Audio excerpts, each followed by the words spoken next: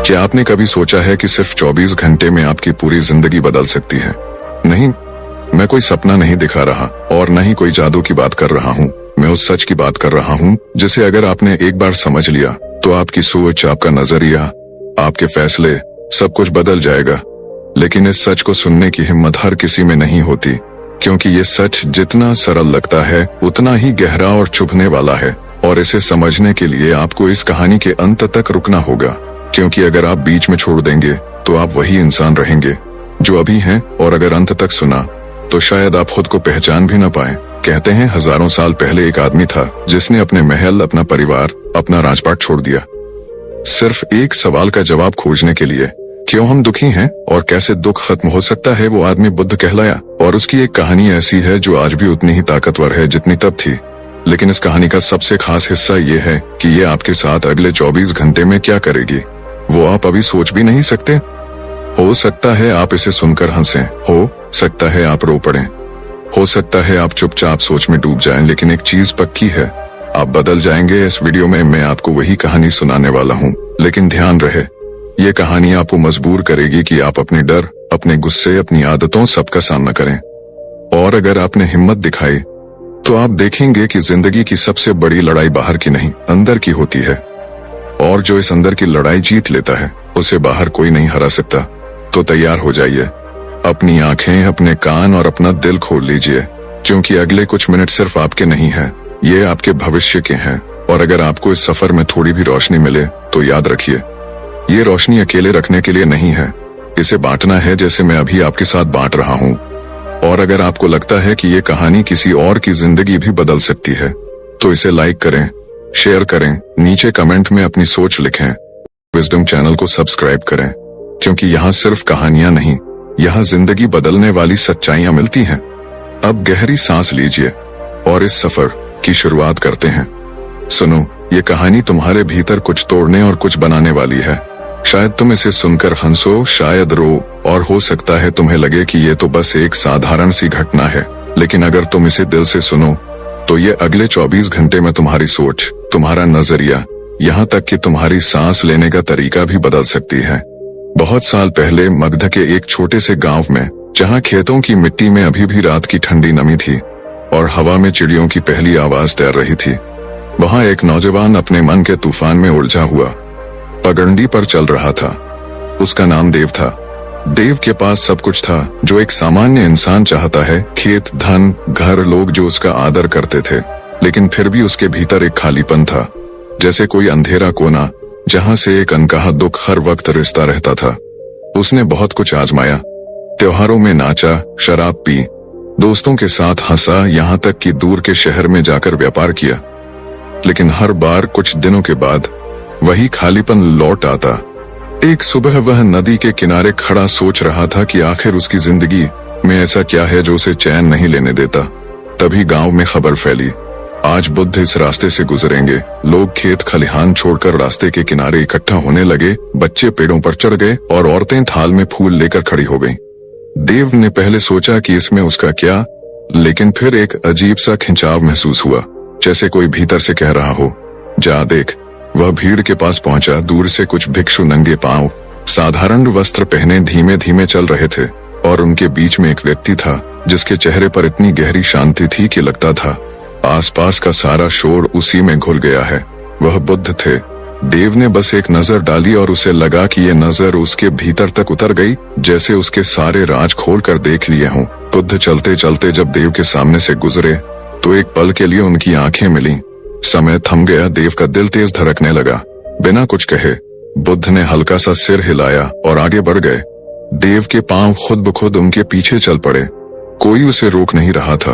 भिक्षु भी जैसे जानते थे कि ये लड़का अब लौटेगा नहीं। रास्ता गांव से निकलकर खेतों के बीच, फिर जंगल की ओर मुड़ गया। पत्तों के बीच से सूरज की रोशनी जमीन पर सुनहरी परत बिछा रही थी। हवा में मिट्टी और फूलों की मिली जुली खुशबू थी।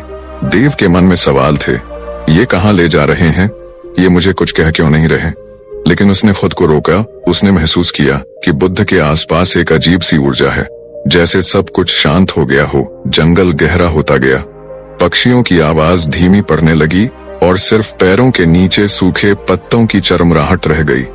थोड़ी दूर चलने के बाद बुद्ध एक खुले स्थान पर रुके। वहां पास ही एक नदी बह रही थी। पानी इतना साफ था कि तल में पत्थर चमक रहे थे। बुद्ध ने देव की ओर देखा और बस इतना कहा, पार करो। देव ने देखा कि धारा तेज है। पहले कदम रखते ही ठंडा पानी टखनों तक चढ़ाया। उसने संतुलन बनाने की कोशिश की, लेकिन हर लहर उसके पैरों को खिसकाने की कोशिश कर रही थी। उसने मजबूती से खड़े रहने की कोशिश की, लेकिन जितना वह रोकता उतना ही उसका संतुलन बिगड़ता। तभी उसने देखा कि बुद्ध बिना संघर्ष के बस सहजता से बहाव में चलते हुए पार हो गए। देव ने भी एक पल के लिए खुद को ढीला छोड़ दिया और उसने पाया कि पानी उसे संभाल रहा है, जैसे जीवन खुद उसे पार ले जा रहा हो। किनारे पहुंचने पर बुद्ध ने कहा, जीवन भी ऐसा ही है। जितना तुम उसे रोकते हो उतना वह तुम्हें गिराता है, जितना तुम उसे अपनाते हो उतना वह तुम्हें संभाल लेता है। देव चुप रहा, लेकिन यह बात उसके भीतर कहीं उतर गई। आगे का रास्ता और कठिन था, कांटेदार झाड़ियां, फिसलन भरी चट्टानें, लेकिन अब देव को महसूस हो रहा था कि हर कदम उसे कहीं और ले जा रहा है। सिर्फ जगह नहीं बल्कि भीतर भी। शाम होने लगी। वे एक पहाड़ी की चोटी पर पहुंचे। नीचे गांव के घर, खेत, लोग सब छोटे छोटे दिख रहे थे। बुद्ध ने कहा, देखो, वहाँ हर कोई अपनी अपनी कहानी में फंसा है। कोई सोचता है कि धन ही सुख है, कोई सोचता है कि धन ही सुख है, कोई सोचता है कि ताकत ही सुरक्षा है, लेकिन सब एक चीज भूल जाते हैं, मृत्यु। देव ने चौंक कर देखा। बुद्ध आगे बोले, मृत्यु तुम्हें याद दिलाती है कि तुम्हारे पास जो है वह स्थायी नहीं है, और जो स्थायी है उसे तुमने कभी खोजा ही नहीं। रात होने लगी, तारे आसमान में खिल गए। बुद्ध ने आग जलाई और कहा, आज रात सोना मत, बस देखना, सुनना और जो भीतर उठे उसे देखना। देव ने पूछा, अगर मैं थक गया तो? बुद्ध मुस्कुराए, थकान भी देखना। और फिर रात का असली सफर शुरू हुआ। रात गहरी हो चुकी थी। जंगल में सिर्फ झींगुरों की आवाज और कहीं कहीं दूर से आती उल्लू की हूट सुनाई दे रही थी। आग की धीमी लौ देव के चेहरे पर चमक रही थी और उसकी आंखों में बेचैनी की लकीरें नाच रही थीं। उसने सोचा कि बुद्ध अब कोई गहरी शिक्षा देंगे, कोई मंत्र, कोई ध्यान विधि, लेकिन बुद्ध बस शांत बैठे थे। उनकी आंखें बंद थीं, सांसें इतनी स्थिर कि लगता था वे सांस भी नहीं ले रहे। देव ने इधर उधर देखा। अंधेरा इतना गहरा था कि लगता था हवा भी काली हो गई है। वह सोचने लगा कि यहाँ मैं अकेला होता तो डर से कांप जाता, लेकिन बुद्ध की मौजूदगी में एक अजीब सा भरोसा था, जैसे कुछ भी बुरा नहीं हो सकता। फिर भी मन बेचैन था, सवाल उमड़ रहे थे। ये क्यों चुप है? मैं यहाँ क्यों हूँ? 24 घंटे में क्या बदल जाएगा? अचानक बुद्ध ने आंखें खोली और बिना उसकी ओर देखे कहा, सुनो। देव ने कान लगाए। उसने सोचा कि कोई आवाज होगी, लेकिन सिवाय हवा की हल्की सरसराहट के कुछ नहीं। बुद्ध ने कहा, यही सुनना है, जब तुम शोर में नहीं मौन में सुनते हो। देव को समझ नहीं आया कि मौन में सुनना कैसे होता है, लेकिन उसने महसूस किया कि इस अंधेरे में, इस सन्नाटे में उसके भीतर कुछ चल रहा है, जैसे कोई पुरानी परतें उतर रही हों। समय धीरे धीरे रेंगता गया। आग की लकड़ियां चटकती और बुझती रहीं और देव को लगा कि नींद उसे खींच रही है। उसने आंखें बंद करने की कोशिश की। तभी बुद्ध ने कहा, मत सो।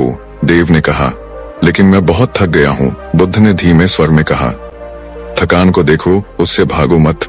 देव ने पहली बार अपने भीतर थकान को महसूस किया, जैसे कोई भारी बोझ उसकी मांसपेशियों पर बैठा हो।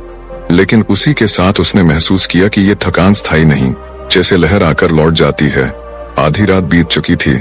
चांद बादलों के पीछे छिप गया और अंधेरा और गहरा हो गया।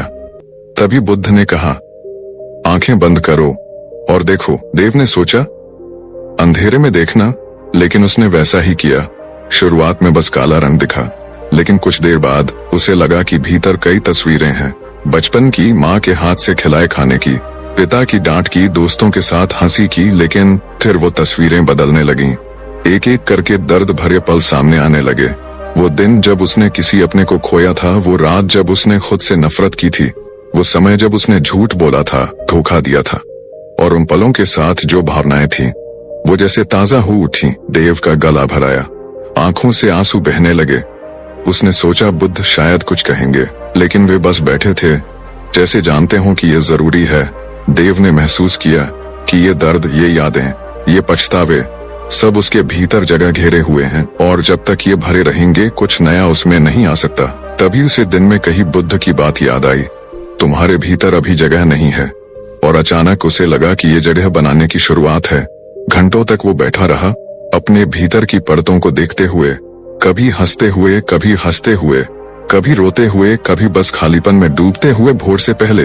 बुद्ध ने कहा, अब आंखें खोलो। सामने आसमान हल्का नीला हो रहा था, पक्षियों की पहली आवाज गूंज रही थी और देव ने महसूस किया कि रात भर कुछ बदला है। वो बता नहीं सकता क्या, लेकिन जैसे भीतर की कोई गांठ ढीली हो गई हो। बुद्ध ने कहा, रात ने तुम्हें पहला उपहार दिया है, अब दिन तुम्हें दूसरा देगा। और वे उठ खड़े हुए। दिन की यात्रा शुरू होने वाली थी, लेकिन देव के मन में ये सवाल था कि क्या ये दूसरा उपहार सच में अगले 24 घंटे में उसकी पूरी जिंदगी बदल देगा। और यही सवाल उसे उनके पीछे पीछे चलने के लिए मजबूर कर रहा था। सुबह की हवा में हल्की ठंडक थी, पेड़ों की पत्तियों पर ओस की बूंदें सूरज की किरणों से चमक रही थीं, जैसे किसी ने छोटे छोटे मोती बिखेर दिए हों। देव के चेहरे पर रात भर की जाग के कारण थकान थी, लेकिन भीतर कहीं एक हल्कापन भी था, मानो उसने कोई पुराना बोझ उतार दिया हो। बुद्ध ने कुछ नहीं कहा, बस नदी की ओर चल पड़े। देव उनके पीछे पीछे। रास्ते में पक्षियों की चहचहाहट, दूर से आती गऊओं की घंटियों की टनटन और बीच बीच में हवा का तेज झोंका। देव के मन में सवाल था कि ये दूसरा उपहार क्या होगा, लेकिन उसने अब सवाल करने की आदत पर काबू पाना शुरू कर दिया था। नदी के किनारे पहुंचकर बुद्ध ने कहा, बैठो। देव बैठ गया। पानी की लहरें किनारे से टकराकर मीठी सी आवाज कर रही थीं। बुद्ध ने कहा, देखो। देव ने पानी में झांका। पहले उसने अपना चेहरा देखा, लेकिन लहरों के कारण चेहरा हिल रहा था, विकृत हो रहा था। बुद्ध ने कहा, ये तुम्हारा मन है, अशांत, हिलता हुआ। तुम खुद को सही तरह से देख ही नहीं सकते जब तक ये शांत न हो। देव ने चुपचाप पानी को देखना शुरू किया। कुछ देर बाद जब सांसें धीमी हुई, मन थोड़ी देर के लिए ठहर गया, तब पानी का चेहरा स्थिर हुआ और उसने खुद को साफ साफ देखा। अचानक बुद्ध ने पास पड़ी एक छोटी सी लकड़ी उठाई और पानी में डाल दी। लहरें फिर से उठ गईं, चेहरा टूट फूट गया। बुद्ध ने कहा, जीवन में हर घटना, हर शब्द, हर विचार एक लकड़ी की तरह है जो तुम्हारे मन के पानी में गिरती है और तुम फिर से खुद को खो देते हो। अगर तुम सीख जाओ कि लहरों के बावजूद खुद को देखना, तो तुमने दूसरा उपहार पा लिया। देव को लगा कि यह सुनने में आसान है, लेकिन जीने में कठिन। वे वहां से उठे और एक ऊंचे पहाड़ की चढ़ाई शुरू की। सूरज ऊपर आ चुका था, पसीना माथे से बह रहा था। देव के पैर भारी हो रहे थे, लेकिन बुद्ध का चाल स्थिर थी, न तेज न धीमी, बस एक लय में। देव ने महसूस किया कि अगर वह बुद्ध की चाल की नकल करता है तो थकान कम लगती है। आधे रास्ते में एक छोटा सा झरना मिला। बुद्ध ने रुककर पानी पिया और कहा, याद रखो, जो तुम्हें थकाता है वो मंजिल नहीं, तुम्हारा तरीका है। ये बात देव के भीतर उतर गई। ऊपर पहुंचकर चारों ओर का दृश्य अद्भुत था। दूर दूर तक जंगल, नदी, खेत और आकाश इतना विशाल कि लगता था उसमें सब कुछ समा सकता है। बुद्ध ने कहा, यह आकाश तुम्हारे भीतर भी है, लेकिन तुमने उसे दीवारों में बांध दिया है। देव चुप रहा। उसके भीतर कई भाव उठ रहे थे। वे पहाड़ से उतरकर एक गांव में पहुंचे। वहां लोग बुद्ध को देखकर इकट्ठा हो गए।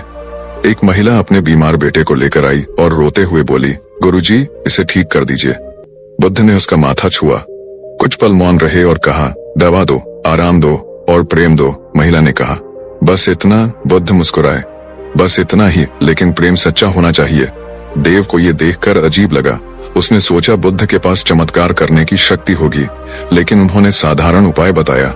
चलते चलते बुद्ध ने देव से कहा, लोग चमत्कार की तलाश में हैं, लेकिन सच्चा चमत्कार साधारण में छिपा है। दिन ढलने लगा। सूरज लाल होकर क्षितिज में डूब रहा था। आकाश सुनहरा और नारंगी रंग में रंग गया था। बुद्ध ने कहा, आज का दूसरा उपहार तुम्हें यह सिखाना था कि बाहर जो देखो वो भीतर भी है, और जो भीतर है वही बाहर दिखता है। अगर तुम्हारा मन अशांत है तो दुनिया भी वैसी लगेगी। अगर तुम्हारा मन शांत है तो दुनिया भी तुम्हें शांत लगेगी। देव ने महसूस किया कि अब वो थोड़ा बदल चुका है, जैसे किसी ने भीतर का आईना साफ कर दिया हो, लेकिन उसे पता था कि यात्रा अभी बाकी है। रात होने पर वे एक पुराने बरगद के नीचे रुके। बुद्ध ने कहा, कल सुबह तीसरा उपहार तुम्हारे सामने होगा, लेकिन ये सबसे कठिन होगा, और अगर तुमने इसे पा लिया तो तुम्हारा 24 घंटे का सफर पूरा हो जाएगा।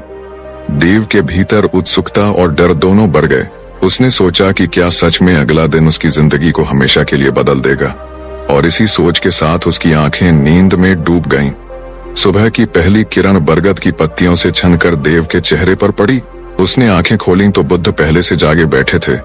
उनकी नजर क्षितिज पर थी, जैसे किसी अदृश्य घटना की प्रतीक्षा हो। देव ने धीरे से उठकर उनके पास बैठा। बुद्ध ने बिना उसकी ओर देखे कहा, आज तुम्हारा तीसरा उपहार है, लेकिन ये उपहार लेने के लिए तुम्हें देना होगा। देव ने पूछा, क्या देना होगा? बुद्ध ने कहा, जो तुम्हारे लिए सबसे मूल्यवान है। देव के मन में तुरंत कई बातें आईं। उसके पास कोई खास चीज नहीं थी, लेकिन उसकी महत्वाकांक्षाएं, सपने और अहंकार जरूर थे। क्या वही देना होगा? लेकिन बुद्ध ने और कुछ नहीं कहा। वे उठे और जंगल के गहरे हिस्से की ओर चल पड़े। रास्ता घना था, सूरज की रोशनी मुश्किल से जमीन तक पहुंच रही थी। पक्षियों की आवाज भी कम हो गई थी, जैसे जंगल खुद मौन हो गया हो। कुछ घंटे बाद वे एक खुले मैदान में पहुंचे। वहां एक बूढ़ा आदमी जमीन पर बैठा रो रहा था। उसके पास टूटा हुआ मटका पड़ा था और पानी पूरी तरह बह चुका था। बुद्ध ने पूछा, क्यों रो रहे हो? बूढ़ा बोला, ये मेरा आखिरी मटका था, इससे मैं गांव वालों को पानी देता था। अब बिना मटके के मैं किसी को पानी नहीं दे सकता। बुद्ध ने देव की ओर देखा और कहा, इसे अपना मटका दे दो। देव चौंका, मेरे पास तो कोई मटका नहीं है। बुद्ध ने कहा, तुम्हारे पास समय है, शक्ति है और करने की इच्छा है। ये तुम्हारा मटका है। देव को समझ नहीं आया कि बुद्ध क्या कह रहे हैं, लेकिन उसने बूढ़े की मदद करने का निश्चय किया। वे दोनों पास के गांव गए। देव ने अपने हाथों से मिट्टी खोदी, पानी मिलाया और बूढ़े के साथ मिलकर नया मटका बनाया। इसमें घंटों लग गए, हाथ गंदे हो गए, कपड़े मिट्टी से भर गए, लेकिन जब मटका तैयार हुआ, बूढ़े की आंखों में कृतज्ञता चमक उठी। बुद्ध ने कहा, यह तुम्हारा तीसरा उपहार है, देने की शक्ति। वे वहां से लौटे और रास्ते में बुद्ध ने कहा, जब तुम बिना किसी स्वार्थ के देते हो तो तुम अपने भीतर का खालीपन भरते हो। जो तुम सोचते हो कि तुमने खोया, वो वास्तव में तुमने पाया। देव ने महसूस किया कि इस काम से उसे थकान के बजाय संतोष मिला है, जैसे किसी ने उसकी आत्मा को हल्का कर दिया हो। लेकिन बुद्ध ने गंभीर स्वर में कहा, आज की परीक्षा पूरी नहीं हुई है। देव ने हैरानी से पूछा, और क्या बाकी है? बुद्ध ने कहा, अब तुम्हें सबसे कठिन चीज छोड़नी होगी, अपने विचार। देव चुप हो गया। शाम तक वे एक चट्टान पर पहुंचे जहां से दूर घाटी का नजारा दिख रहा था। सूर्यास्त हो रहा था। आकाश फिर से सुनहरा और लाल हो गया। बुद्ध ने कहा, बैठो और कुछ मत सोचो। देव ने कोशिश की, लेकिन मन में विचारों का तूफान था। बीते हुए पल, आने वाले कल, अनगिनत कल्पनाएं, डर, उम्मीदें और सवाल। हर बार जब वो उन्हें रोकने की कोशिश करता, वे और जोर से आते। घंटों बीत गए। बुद्ध बस शांत बैठे रहे। अंत में थककर देव ने विचारों से लड़ना बंद कर दिया, और जैसे ही उसने हार मानी, मन अचानक शांत हो गया। जैसे तूफान के बाद सागर। उस शांति में एक गहरी सुकून भरी अनुभूति थी, जैसे कोई अदृश्य पर्दा हट गया हो। बुद्ध ने कहा, यही तुम्हारा तीसरा उपहार है। मन का मौन रात घिर आई थी। तारे आसमान में चमक रहे थे और देव को लगा कि आज का दिन सच में उसके भीतर कुछ बड़ा बदल गया है। लेकिन उसे ये भी पता था कि चौथा और आखिरी उपहार बाकी है, और वो शायद सबसे शक्तिशाली होगा। नींद में जाते हुए उसने सोचा कि अगर कल का उपहार वैसा ही है जैसा बुद्ध कह रहे हैं, तो सच में ये 24 घंटे उसकी पूरी जिंदगी बदल देंगे। सुबह की हवा पहले से ज्यादा हल्की और ठंडी थी, जैसे रात ने जंगल के हर पत्ते को धोकर साफ कर दिया हो। ओस की बूंदें घास पर चमक रही थीं और दूर कहीं मोर की आवाज आ रही थी। देव ने आंखें खोली तो देखा, बुद्ध पहले से खड़े हैं। उनकी नजर क्षितिज के उस पार थी, जहां सूरज धीरे धीरे अपनी पहली किरण भेज रहा था। देव उठा और उनके पास पहुंचा, लेकिन आज बुद्ध का चेहरा पहले से अलग था, जैसे आज कोई बहुत बड़ा रहस्य खुलने वाला हो। उन्होंने कहा, आज तुम्हारा चौथा और आखिरी उपहार है, लेकिन ये तुम्हारी पूरी जिंदगी का सबसे कठिन सच भी है। देव के भीतर उत्सुकता और हल्का डर दोनों थे। उन्होंने पूछा, क्या करना होगा? बुद्ध ने कहा, कुछ नहीं, सिर्फ देखना, लेकिन जो देखोगे उससे भागना मत। देव को ये बात अजीब लगी, फिर भी वो उनके साथ चल पड़ा। रास्ता पहाड़ी था, जगह जगह छोटे झरने बह रहे थे और पक्षियों की आवाज हवा में गूंज रही थी। लगभग 1 घंटे बाद वे एक ऐसे स्थान पर पहुंचे जहां चट्टानें खुली थीं और नीचे गहरी खाई थी। बुद्ध ने कहा, यहाँ बैठो और नीचे देखो। देव ने नीचे झांका। उसे लगा जैसे खाई की गहराई का कोई अंत नहीं है। आंखें टिकती नहीं थीं। बुद्ध ने कहा, तुम्हारा चौथा उपहार इस खाई की तरह है। अगर तुम इसमें गिर गए तो वापस नहीं आओगे, लेकिन अगर तुम इसे समझ गए तो फिर कभी डर में नहीं जियोगे। देव ने चुपचाप नीचे देखना शुरू किया। पहले तो उसे सिर्फ डर महसूस हुआ, लेकिन फिर उसने ध्यान से देखा। वहां नीचे सिर्फ खालीपन था, न रोशनी न अंधेरा, बस कुछ भी नहीं। तभी बुद्ध की आवाज आई, ये खालीपन तुम्हारी सच्चाई है। न तुम्हारे विचार स्थायी हैं, न तुम्हारे शरीर, न तुम्हारे डर। सब कुछ बदल जाएगा, सब खत्म होगा, सब खत्म होगा, और अंत में जो बचेगा वो यही है, खालीपन। देव के भीतर एक अजीब सी बेचैनी उठी। उसने कहा, अगर सब कुछ खाली है तो जीने का मतलब क्या है? बुद्ध मुस्कुराए। यही तो चौथा उपहार है। खालीपन को समझकर तुम हर चीज की कीमत जान पाओगे, क्योंकि तुम्हें पता होगा कि ये हमेशा के लिए नहीं है। और जब तुम्हें पता होगा कि ये हमेशा के लिए नहीं है, तभी तुम उसे पूरे मन से जी पाओगे। देव के आंखों में आंसू आ गए। उसे लगा जैसे किसी ने उसके दिल का बोझ उठा लिया हो, लेकिन साथ ही उसके भीतर गहरी शांति भी फैल गई। बुद्ध ने कहा, आज तुम्हारा 24 घंटे का सफर पूरा हो गया है। अब तुम वही नहीं हो जो कल थे। वे दोनों वहां से उठकर वापस लौटने लगे। रास्ते में जंगल की हर आवाज, हर पत्ता, हर किरण देव को पहले से ज्यादा जीवंत लग रही थी। गांव पहुंचने से पहले बुद्ध ने कहा, याद रखो, ये 4 उपहार तुम्हारे भीतर हमेशा रहेंगे। पहला वर्तमान का देखना, दूसरा भीतर और बाहर का आईना, तीसरा बिना स्वार्थ के देना, और चौथा खालीपन की सच्चाई। अगर तुम इन्हें याद रखोगे तो तुम्हारी जिंदगी कभी वैसी नहीं रहेगी जैसी पहले थी। देव ने मन ही मन प्रण लिया कि वह इन 4 उपहारों को कभी नहीं भूलेगा। सूरज अब पूरी तरह ऊपर आ चुका था और उसकी रोशनी में देव का चेहरा भी किसी नए जन्म की तरह चमक रहा था। गांव के लोग उन्हें देखकर दौड़े, लेकिन देव के कानों में बस बुद्ध की आखिरी बात गूंज रही थी, जीवन को पकड़ने की कोशिश मत करो, उसे बस जियो। गांव की पगडंडी पर कदम रखते ही देव ने महसूस किया कि ये वही रास्ता है जिस पर वह कल भी चला था। लेकिन कल और आज के बीच का फर्क इतना गहरा था कि जैसे 2 अलग जिंदगियां हों। गांव के लोग वही थे, वही घर, वही खेत, वही आवाजें, लेकिन उसके भीतर कुछ बदल चुका था। बुद्ध उसके साथ थे, लेकिन गांव के लोग पहले बुद्ध को देखकर देव के पास दौड़े। कहाँ थे तुम? हम तुम्हें ढूंढ रहे थे। किसी ने कहा, तुम्हारा खेत अधूरा पड़ा है। किसी ने कहा, तुम कल से गायब थे। सब परेशान थे। देव ने बस उन्हें देखा। उनके चेहरे में चिंता थी, लेकिन अब उसे उसमें एक गहरी परत दिखाई दे रही थी। हर चिंता के पीछे एक चाह, हर चाह के पीछे एक डर, और हर डर के पीछे वही खालीपन जिसे उसने खाई के किनारे महसूस किया था। उसने मुस्कुरा कर कहा, मैं ठीक हूँ, और उसकी मुस्कान में एक ऐसा भरोसा था कि लोग चुप हो गए। बुद्ध ने चुपचाप गांव में प्रवेश किया। देव ने उनके लिए अपने घर का दरवाजा खोला और पहली बार उसे लगा कि उसका घर सच में घर है।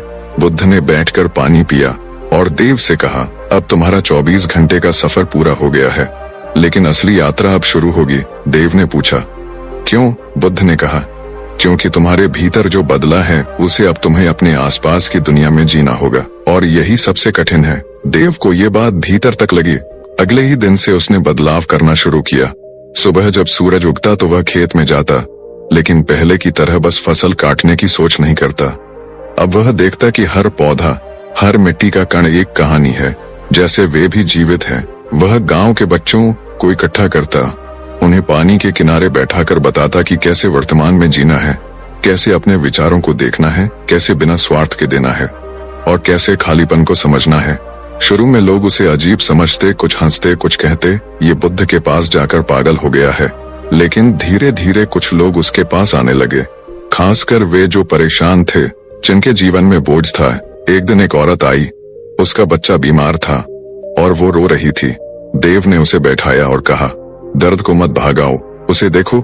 जब तुम उसे देखोगी तब तुम समझोगी कि ये हमेशा के लिए नहीं है, और फिर तुम मजबूती से जी पाओगी।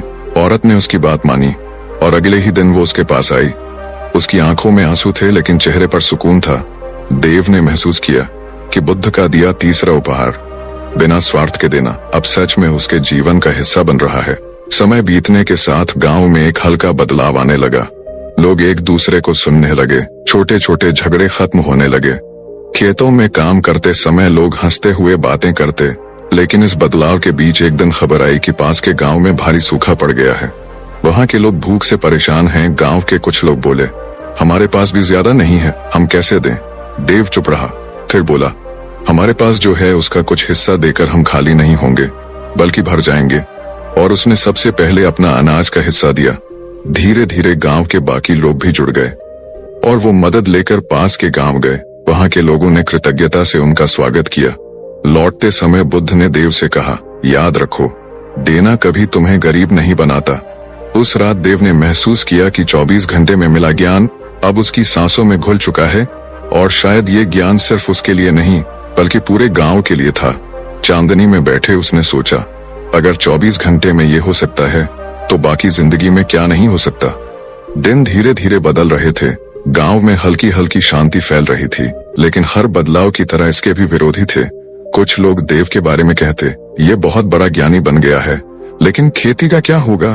कुछ कहते, ये सब बातें पेट नहीं भरती। देव सुनता लेकिन प्रतिक्रिया नहीं देता। एक दिन सुबह सुबह गांव में शोर मचा। खेत के किनारे आग लग गई थी। सूखी घास और तेज हवा ने आग को फैलाना शुरू कर दिया। लोग घबरा गए। हर कोई अपने खेत बचाने में लग गया, लेकिन किसी को नहीं पता था कि आग कहां से शुरू हुई। देव ने देखा कि लोग अपने अपने हिस्से में लगे हैं, कोई दूसरों की तरफ ध्यान नहीं दे रहा। उसने जोर से कहा, अगर हम सिर्फ अपना खेत बचाएंगे तो किसी का भी खेत नहीं बचेगा। हमें मिलकर आग बुझानी होगी। कुछ लोग पहले हिचकिचाए, लेकिन फिर देव के साथ दौड़ पड़े। उन्होंने पानी की बाल्टियां पास पास खड़ी कर दी और लाइन बनाकर एक के बाद एक पानी डालने लगे। कई घंटे तक संघर्ष के बाद आग काबू में आई। लोग थक कर जमीन पर बैठ गए। उनके चेहरे काले पड़ गए थे, लेकिन आंखों में राहत थी।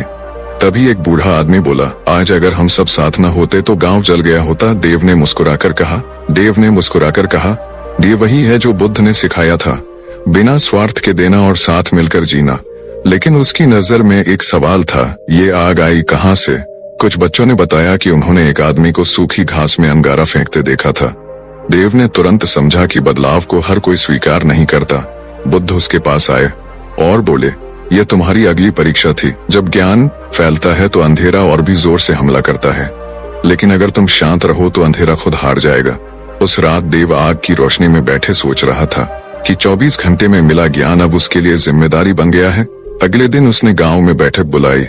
उसने कहा, अगर हम चाहते हैं कि ये शांति और सहयोग बना रहे तो हमें हर मुश्किल में साथ खड़ा होना होगा, चाहे वो सूखा हो, आग हो या मन का डर। लोग सहमत हुए और उन्होंने तय किया कि हर हफ्ते एक दिन सब मिलकर गांव के काम करेंगे। धीरे धीरे ये परंपरा बन गई। और सबसे आश्चर्य की बात यह थी कि जो लोग पहले विरोध कर रहे थे वे भी इसमें शामिल हो गए। लेकिन देव जानता था कि असली चुनौती अभी बाकी है, क्योंकि बदलाव बाहर से नहीं अंदर से टूटता है। और जब किसी के भीतर का डर या लालच जागता है तो वो सबसे खतरनाक आग बन सकता है। बुद्ध ने चुपचाप उसकी ओर देखा और कहा, तुम्हें अब अगली लहर के लिए तैयार रहना होगा। देव ने सिर हिलाया, लेकिन मन में सोच रहा था कि आगे क्या आने वाला है। तभी क्षितिज पर काले बादल घिरने लगे और हवा में एक अजीब सी ठंडक फैल गई, जैसे कोई बड़ी परीक्षा दरवाजे पर खड़ी हो। काले बादल पूरे आसमान पर छा गए थे। हवा में मिट्टी की गंध के साथ एक अजीब सा तनाव था, जैसे किसी अनदेखे खतरे की आहट। गांव के लोग बारिश की उम्मीद में आसमान देख रहे थे, लेकिन बारिश की एक बूंद भी नहीं गिरी। इसके बजाय तेज हवा चलने लगी। रात होते होते गांव के बीचों बीच पुराने बरगद के पेड़ के पास भीड़ जुटने लगी। कारण था दो भाइयों का झगड़ा, जो इतने जोर से चिल्ला रहे थे कि पूरे गांव में आवाज गूंज रही थी। देव वहां पहुंचा। उसने देखा कि दोनों भाई एक दूसरे को दोष दे रहे थे। एक कह रहा था, इसने मेरा हिस्सा छीन लिया। दूसरा कह रहा था, ये झूठ बोल रहा है, ये हमेशा मुझे कम देने की कोशिश करता है। भीड़ भी पक्ष लेने लगी। कोई एक का समर्थन कर रहा था, कोई दूसरे का। माहौल इतना गर्म हो गया कि किसी ने पत्थर उठा लिया। देव ने आगे बढ़कर उसका हाथ रोक लिया। उसकी आवाज में कोई चिल्लाहट नहीं थी, लेकिन गहरी दृढ़ता थी। पत्थर फेंकने से तुम्हें सुकून नहीं मिलेगा, सिर्फ और आग फैलेगी। भीड़ चुप हुई। देव ने दोनों भाइयों से कहा, तुम दोनों अपने अपने डर से लड़ रहे हो। एक को डर है कि उसका हक छिन जाएगा, दूसरे को डर है कि उसे कभी पूरा नहीं मिलेगा। ये डर तुम्हारे भीतर की आग है और ये आग बाहर फैलकर पूरे गांव को जला सकती है। दोनों भाई पहले तो चुप रहे, फिर एक ने कहा, अगर मैं छोड़ दूं तो ये मेरा फायदा उठाएगा। देव मुस्कुराया, बिना स्वार्थ के देना तभी कठिन लगता है जब तुम्हें लगता है कि तुम्हारे पास कम है, लेकिन अगर तुम देखो कि तुम्हारे पास हमेशा कुछ न कुछ है तो देने में डर नहीं लगेगा। उसकी बात सुनकर भीड़ में एक बूढ़ी औरत बोली, मैंने देखा है, जब मैंने अपने पास का खाना भूखे को दिया तो अगले ही दिन मुझे उससे दोगुना मिला, लेकिन जो मैंने अपने डर में छुपाया वो सड़ गया। ये सुनकर लोग फुसफुसाने लगे। धीरे धीरे माहौल बदलने लगा। दोनों भाइयों ने एक दूसरे को देखा और फिर बिना बोले एक दूसरे को गले लगा लिया। भीड़ ने राहत की सांस ली, लेकिन देव जानता था कि ये भीतर की आग का बस एक रूप था। ये कभी लालच बनकर, कभी ईर्ष्या बनकर, कभी अहंकार बनकर वापस आएगी। बुद्ध, जो अब तक चुप थे आगे बढ़े और बोले, भीतर की आग को बुझाने का सिर्फ एक तरीका है, उसे पहचानना, उसे देखना और उसे पकड़ने की कोशिश छोड़ देना। देव ने महसूस किया कि यह चौथा उपहार, खालीपन की सच्चाई, यही सबसे गहरा असर करता है। अगर अंदर कुछ भी स्थायी नहीं है तो न डर, न गुस्सा, न लालच टिक सकता है, लेकिन इसे हर कोई तुरंत नहीं समझेगा। इसलिए उसने ठान लिया कि वो गांव में बैठकों में अब सिर्फ कहानियां नहीं सुनाएगा, बल्कि हर किसी को अपने भीतर की आग देखने का अभ्यास कराएगा। अगले दिन से उसने छोटे छोटे समूह बनाए। बच्चों से कहा, जब गुस्सा आए तो उसे नाम दो, उसे देखो लेकिन कुछ मत करो। बड़ों से कहा, जब डर आए तो उसे महसूस करो लेकिन उस पर तुरंत काम मत करो। शुरुआत में लोग हंसते, लेकिन फिर उन्होंने महसूस किया कि ये तरीका सच में असर करता है। गांव का माहौल धीरे धीरे और शांत होने लगा, लेकिन इसके बीच एक खबर आई जिसने देव को हिला दिया। पास के गांव में लोग आपस में लड़ते लड़ते हथियार तक उठा चुके थे और वहां के कुछ लोग मदद के लिए देव के गांव की तरफ आ रहे थे। ये वो पल था जब देव को लग रहा था कि अब बाहर की आग और भीतर की आग एक साथ टकराने वाली है, और अगर ये टकराई तो शायद सब कुछ बदल जाएगा। शाम का समय था, आसमान पर सूरज आधा डूब चुका था और क्षितिज पर एक लाल सा धुंधल का फैल रहा था। दूर से धूल का बादल उठता दिखाई दिया। गांव के लोग चौकन्ने हो गए। कुछ बच्चे दौड़ते हुए देव के पास आए और बोले, पास वाले गांव के लोग आ रहे हैं, उनके हाथों में लाठियां और हथियार हैं। ये सुनते ही कई लोग डर गए। कुछ ने कहा, दरवाजे बंद कर दो, अपने घर संभालो। कुछ ने कहा, अगर वो हमला करेंगे तो हम भी जवाब देंगे। माहौल में डर और गुस्सा दोनों फैलने लगे। देव ने गहरी सांस ली और भीड़ के बीच जाकर खड़ा हो गया। उसकी आवाज साफ लेकिन शांत थी, जो आने वाले हैं वो हमारे दुश्मन नहीं हैं, वो डर और गुस्से के शिकार हैं, जैसे कभी हम थे। लेकिन कुछ लोग मानने को तैयार नहीं थे। एक जवान आदमी बोला, अगर हम उन्हें रोकेंगे नहीं तो वो हमें कुचल देंगे। देव ने उसकी आंखों में देखा, अगर तुम अपने भीतर की आग लेकर बाहर की आग से भिड़ोगे तो दोनों आग मिलकर हमें जला देंगी, लेकिन अगर तुम पानी बन गए तो आग खुद बुझ जाएगी। ये कहते हुए देव गांव के बाहर की ओर बढ़ा। उसके साथ सिर्फ कुछ लोग थे, बाकी अभी भी शक और डर में थे। जैसे ही पास वाले गांव के लोग करीब आए, उनके चेहरे पर थकान, गुस्सा और भूख का मिला जुला असर था। उनमें से एक ने चिल्लाकर कहा, हमें खाना दो, नहीं तो हम छीन लेंगे। देव बिना डरे आगे बढ़ा। उसने कहा, हमारा दरवाजा तुम्हारे लिए बंद नहीं है, लेकिन पहले बैठो, पानी पियो, फिर बात करेंगे। सामने वाले हैरान रह गए। उन्हें उम्मीद थी कि सामने से विरोध मिलेगा, लेकिन यहाँ तो उन्हें बैठने का न्योता मिल रहा था। उनमें से एक बुजुर्ग आदमी ने बाकी को इशारा किया और सब धीरे धीरे बैठ गए।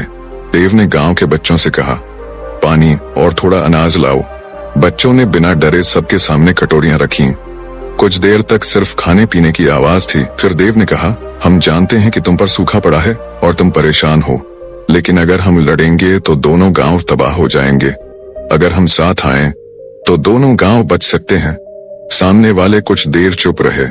फिर एक औरत बोली, हमारे यहाँ बच्चों को भूखा सुलाना पड़ रहा है, हम डर गए थे कि यहाँ भी कुछ नहीं मिलेगा। देव ने कहा, डर सबसे बड़ी आग है, ये हमें वह करने पर मजबूर कर देती है जो हम सामान्य समय में नहीं करते, लेकिन अगर हम डर को देख लें तो ये हमें नहीं जलाएगी। धीरे धीरे माहौल नरम होने लगा। पास वाले गांव के लोग हथियार नीचे रखने लगे। तभी पीछे से देव के अपने गांव का एक आदमी चिल्लाया, ये मत भूलो, ये लोग तुम्हारे दुश्मन हैं, ये तुम्हें धोखा देंगे। देव ने उस आदमी की तरफ देखा। उसकी आंखों में वही पुराना डर और शक था, वही भीतर की आग। देव ने उसके पास जाकर कहा, अगर तुम्हें डर है तो उसे देखो, लेकिन उसे अपने फैसले का मालिक मत बनाओ। उस आदमी की आंखें भर आईं और उसने चुपचाप सिर झुका लिया। उस दिन दोनों गांवों के लोग एक ही जगह बैठे, खाना साझा किया और तय किया कि वे मिलकर सूखे का सामना करेंगे। अगले कुछ हफ्तों में उन्होंने साथ मिलकर एक नहर खोदी, जिससे दोनों गांवों तक पानी पहुंचने लगा और धीरे धीरे दोनों तरफ की आग ठंडी हो गई। उस रात बुद्ध ने देव से कहा, आज तुमने समझ लिया कि भीतर और बाहर की आग अलग नहीं होती, वे एक दूसरे को खिलाती हैं, और अगर एक बुझा दो तो दूसरी भी खत्म हो जाती है। देव ने आकाश की ओर देखा, जहां अब तारों की चमक थी और हवा में शांति, और उसने महसूस किया कि 24 घंटे में शुरू हुई यात्रा अब कई जिंदगियों को बदल चुकी है। लेकिन भीतर से उसे पता था कि यह अंत नहीं है, बल्कि एक नई शुरुआत है। सुबह की पहली किरण गांव पर पड़ी और हवा में एक अलग सी हल्की सी महक थी, जैसे किसी ने रात भर पूरे गांव को साफ कर दिया हो। लोग धीरे धीरे अपने घरों से बाहर आने लगे और देखा कि देव पहले से ही गांव के बीचों बीच पुराने बरगद के पेड़ के नीचे बैठा है। उसकी आंखें बंद थीं, चेहरा शांत और सांसों में एक गहरी स्थिरता। बच्चे धीरे से पास आए, बड़ों ने भी दूरी बनाकर घेरा बनाया। आज कोई हंगामा नहीं, कोई विवाद नहीं, बस एक सन्नाटा जो शब्दों से ज्यादा बोल रहा था। देव ने आंखें खोली और कहा, कल जब हम दो आंख को मिलते देख रहे थे तब मैंने समझा कि असली बदलाव तब होता है जब हम खुद को बदलते हैं, क्योंकि अगर हम नहीं बदलते तो हालात चाहे जो भी हों हम उन्हें उसी पुराने नजरिए से देखेंगे। लोग ध्यान से सुन रहे थे। किसी ने पूछा, लेकिन बदलाव शुरू कहाँ से हो? देव ने मुस्कुराकर कहा, देखने से, सिर्फ देखने से। जब तुम गुस्सा देखो तो उसे पहचानो, जब डर देखो तो उसे पहचानो, जब लालच देखो तो उसे पहचानो और फिर उसे पकड़ने की कोशिश मत करो। एक औरत ने कहा, लेकिन अगर मैं ऐसा करूं तो क्या मैं ऐसा करूं तो क्या मैं कमजोर नहीं बन जाऊंगी? देव ने कहा, कमजोर वो होता है जो अपने डर के हिसाब से फैसले लेता है। मजबूत वो है जो डर को देख सकता है और फिर भी अपने दिल के हिसाब से चल सकता है। उसकी आवाज में कोई जोर नहीं था, लेकिन असर गहरा था। तभी बुद्ध पास आए और बोले, ये वही है जो मैंने वर्षों पहले समझा था और जिसे पाने के लिए मैंने अपना राजपाट, अपना परिवार, सब कुछ छोड़ा था। लेकिन याद रखो, ज्ञान पाने का मतलब ये नहीं कि तुम दुनिया से भाग जाओ। इसका मतलब है कि तुम दुनिया के बीच में रहकर भी अडिग रहो। गांव में कुछ पल की चुप्पी छा गई। फिर एक बच्चा बोला, तो क्या अब कोई लड़ाई नहीं होगी? देव ने बच्चे की तरफ देखा। लड़ाई बाहर की कम होगी, लेकिन भीतर की लड़ाई हमेशा चलेगी। फर्क सिर्फ इतना होगा कि अब तुम जानते होंगे कि ये लड़ाई कैसे जीतनी है।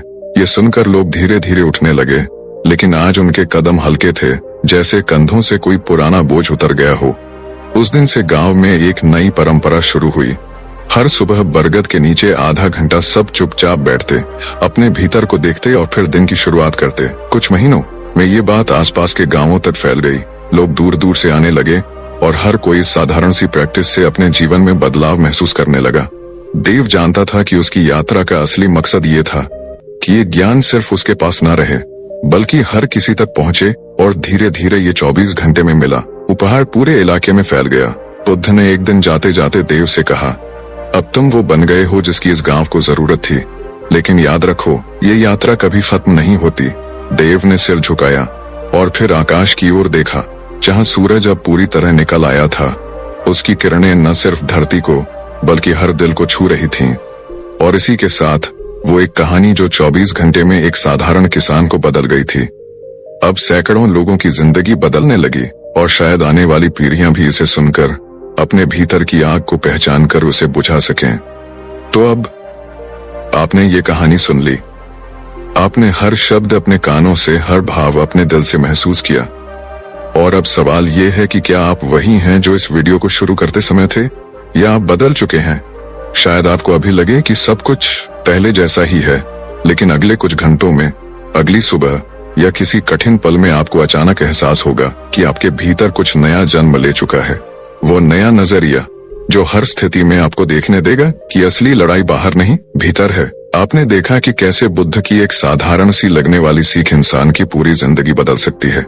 लेकिन ये तभी होगा जब आप इसे सिर्फ सुनकर भूल ना जाएं, बल्कि इसे जीना शुरू कर दें। क्योंकि कहानी का असर तभी होता है जब वो आपके हर फैसले, हर प्रतिक्रिया, हर विचार में उतर जाए। हो सकता है कल जब कोई आपको गुस्सा दिलाने की कोशिश करे तो आप रुक जाएं। हो सकता है अगली बार जब डर आपको जकड़े तो आप उसे सिर्फ देखें। हो सकता है अगली बार जब लालच आपको बहकाए तो आप मुस्कुराकर उसे जाने दें। और उस पल आप समझेंगे कि बदलाव शुरू हो चुका है। ये 24 घंटे सिर्फ एक शुरुआत थे। अब असली यात्रा आपके हाथ में है। और अगर आपको लगता है कि ये कहानी आपके दिल तक पहुंची है, अगर आपको लगता है कि इसमें किसी और की जिंदगी बदलने की ताकत है, तो इसे अपने तक मत रखिए, इसे दुनिया के साथ बांटिए। लाइक कीजिए, शेयर कीजिए, नीचे कमेंट में लिखिए कि आपको किस हिस्से ने सबसे ज्यादा छुआ। क्योंकि यहाँ सिर्फ कहानियां नहीं मिलती, यहाँ वो चाबी मिलती है जो आपके मन के बंद दरवाजे खोल सकती है। और अगर आपने आज एक छोटा कदम भी लिया है तो याद रखिए, हर बड़ा बदलाव एक छोटे कदम से ही शुरू होता है। अगली बार जब हम मिलेंगे तो शायद आप वो इंसान ना हो जो आज हैं, बल्कि वो बन चुके हों जो आप हमेशा से बनना चाहते थे। तो तब तक इस रोशनी को थामे रखिए और उसे फैलाते रहिए।